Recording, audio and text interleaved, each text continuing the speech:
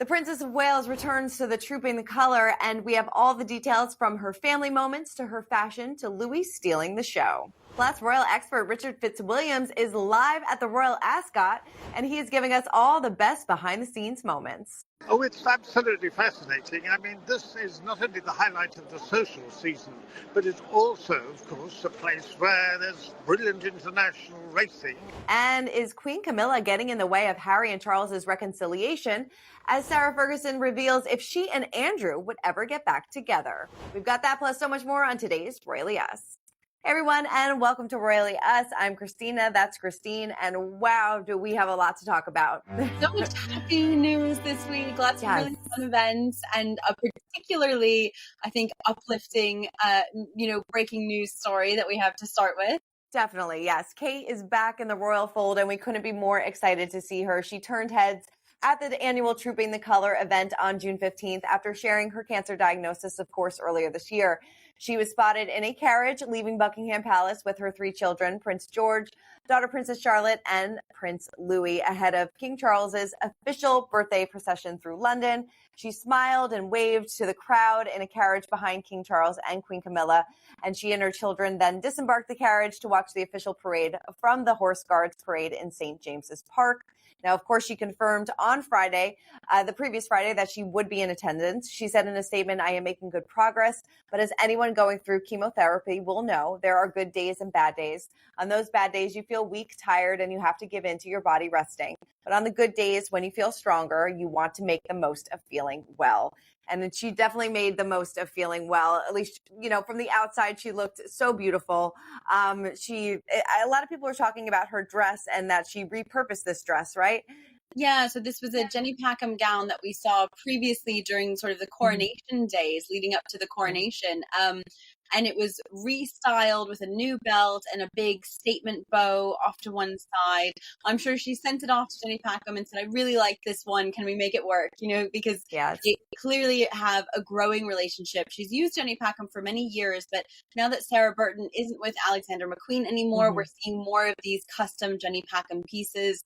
Maybe Jenny Packham's becoming her number one for these really important events. But she looked very My Fair Lady. It was such a classic look, and she stood out.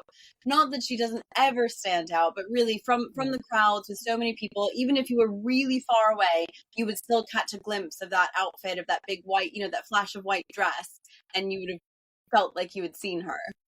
Oh, definitely. And seeing her up on the balcony with her family, with her children, alongside Prince William, you saw them kind of like exchanging glances. She and King Charles kind of whispered something together. She was, fixing Princess Charlotte's hair. It seemed like everything was right in the royal family up there for a brief moment. It really was such a nice day and a nice celebration. Yeah, for a moment, I think they as a family could forget all the hardships of the last several months. Their health. It was just a really happy moment.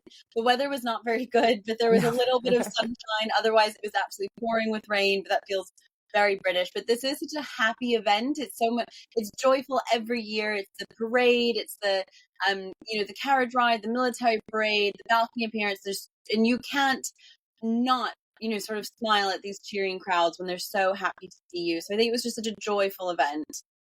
Yeah, definitely. I know royal expert Katie Nicholl, she's, well sourced within the royal family. I know that she did speak out saying, this was definitely a tiring day for the Princess of Wales, as I'm sure anybody undergoing chemotherapy, like she said, the days I'm sure take a lot out of her. So it was so nice for her to, get out there and, slowly kind of, immerse herself back into royal duties when she feels able to. Yeah, absolutely. And it's not just sort of standing there and waving at people. It's sitting in hair and makeup for hours and getting into this kind of uncomfortable dress, and the carriage ride. The carriages aren't very comfortable. It's, sort of sitting and standing with perfect posture for hours on end. And it does take there is a physical toll to looking as princess perfect as the Princess of Wales does. And I think that shouldn't be underestimated or downplayed, how much it takes just for her to sit there looking as perfect as we want her to look. And I am not surprised that we didn't see her a few days later. I know we'll talk about this a little bit next, but at Order of the Garter, I think she will probably be seen at one big event and then take a few days, a few weeks, away, because these are really, really draining for her. Definitely. No, you're so right. And like you said, just 2 days later, the royal family did gather at Windsor Castle for Garter Day on June 17th. The Order of the Garter ceremony has been held annually since 1948, celebrating the oldest and most senior order of chivalry in the UK. I know Prince William was there, King Charles, Queen Camilla, and Christine all took part in Garter Day. So tell me all about it. What set the scene? What was it like? Oh, I was so privileged to be there on Garter Day. It's such an intimate gathering of people, lots of locals from Windsor. Anyone can apply for tickets. So there's a really diverse group of locals and royalists and the press as well. And a very, again, joyful attitude. We were really lucky that it was really, really sunny, but you're on the grounds of Windsor Castle. It's completely private.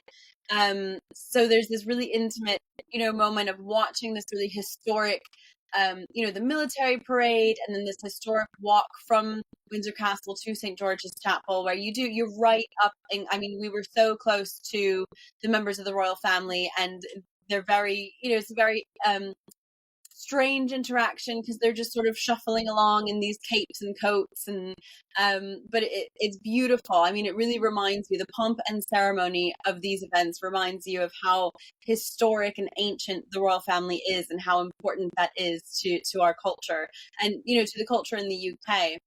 And it was the Prince of Wales looked really well. He was there, and the King and Queen looked incredibly well, considering they must have been sweltering in those robes. But the King especially looked very well. He was happy to be there.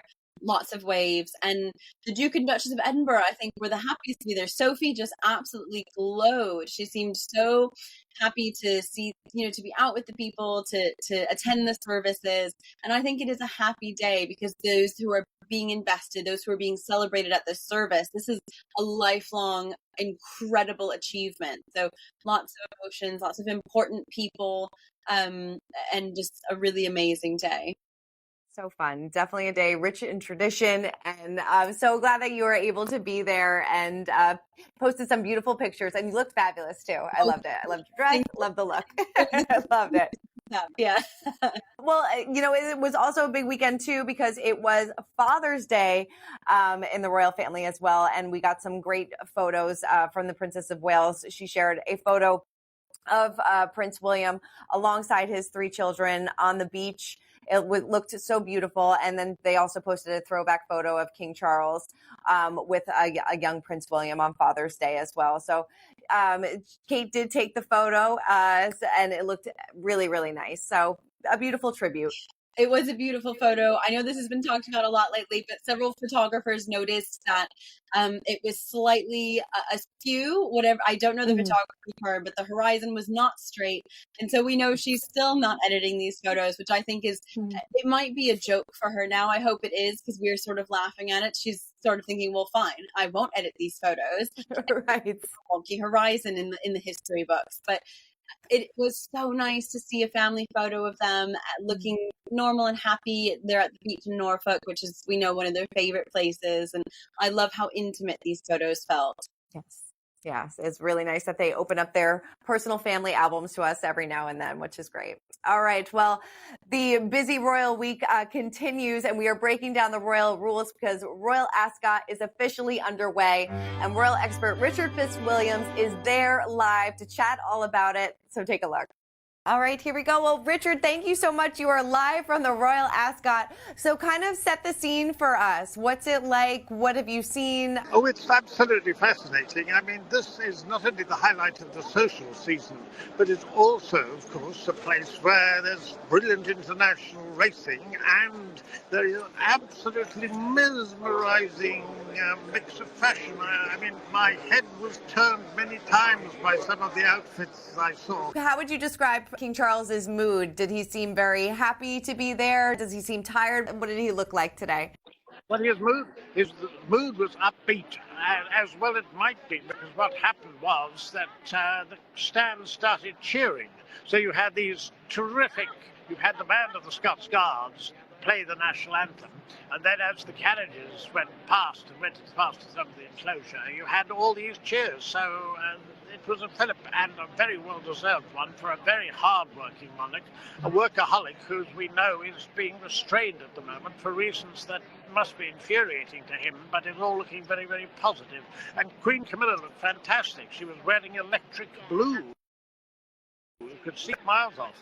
I love it. Richard in his top hat living his best life. I love to see it. So it was so fun for him to be there. And it seems like, the busy week for the royal family is continuing. But he said King Charles looked happy and just really excited to be there and keep that tradition alive as well. Yeah, I think they must be exhausted once they get through these several days of events. I wouldn't be surprised if we don't hear from them for a few days. Yeah, they definitely need a nap. All right, well, let's spill the royal tea. Sarah Ferguson, she squashed the rumors that she could be inclined to marry her ex-husband, Prince Andrew, again, revealing that their bond as friends is more than enough for the pair. She told Bella magazine, "I get asked that all the time. We are very happy as we are now. Thank you. Of course, being in the public eye constantly brings challenges, but also great privileges." Yeah, it seems like they're just, living the life as they want. Marriage didn't work for them, but friendship does. Yeah, and I think lots of people find that, once you sort of take the marriage apart, you find a way to come back together, and they seem really happy supporting each other. We know she stays at Royal Lodge as a guest, and whatever works for them. I mean, we love Sarah Ferguson. We talk about her almost every week because she shares these really lovely tidbits, and she seems really down to earth. And maybe we have different feelings on Prince Andrew, but I do like hearing about what Sarah's up to. Very true. We do love our Duchess of York. In this week's Us Weekly cover story, we are exploring King Charles and Prince Harry's strained relationship, and sources tell us that Camilla wants Charles to kind of keep his distance, with a source saying Camilla dislikes Harry and doesn't want Charles to get stressed while he's undergoing treatment.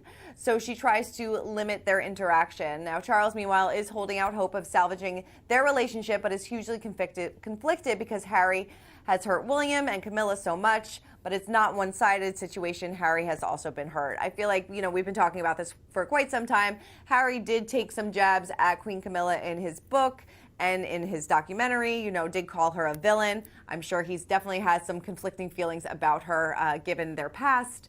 But hopefully in the future, everybody can kind of move on and, we can stop talking about this rift.